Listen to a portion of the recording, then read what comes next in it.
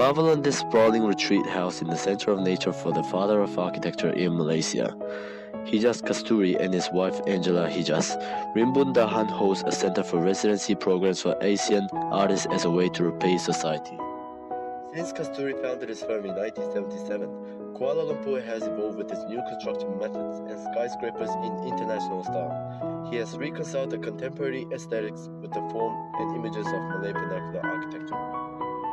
The elements of Malay vernacular architecture includes steep atap roofs, deep overhangs, use of timber or bamboo, and elevated platforms. And the climatic design strategies include sun shading, natural ventilation, and use of low thermal capacity materials. With Rumah Ibu, which is the main house that hosts the private areas, Rumah Dapur that serves as a kitchen, and Anjung or covered porch that functions as a lounge to entertain guests. Common elements of Malay houses in Rimbun Dahan. The clustered layout of Rimbun Dahan mimics the characteristic of Malay traditional house, which are articulated along the main circulation path of a traditional village. Typically, the main building is positioned lower or by the same level as the tree canopy in order to get the shade from the sun. Similarly, tall coconut trees protect the main building of Rimbun Dahan. Clerestory windows act as vents to allow inflow of air and light, while electrical-powered indirect light emitted from the axis of the roof and wall mimics clerestory windows in traditional Malay houses. The entrance staircase poses as the focal point of Malay traditional house, which stands for a symbolic meaning of invitation. The short staircases lead the user to half floors. Users have an easy access to the herb garden via a 6-tread stairs made of concrete, which portrays the lightweight feeling of a traditional staircase. The pitched roof is a strategic climatic design for tropical houses, as it's able to run on fast water while providing enough space for stacked ventilation as hot air rises. Large overhangs allow for good shading and protection of rain, which enables the window to be left open for the most of the time for ventilation.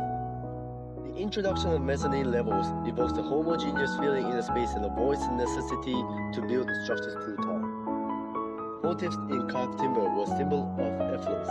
They filter light and provide security, which is similarly applied in Rimbun Dahan. The cross ventilation is promoted by open and unobstructed plan.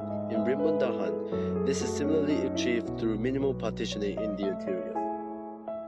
Elevating of spaces in traditional Malay houses is not just for protection of floods, but also to catch high-velocity wind. In Rimbun Dahan, this is achieved as main spaces on the first floor level.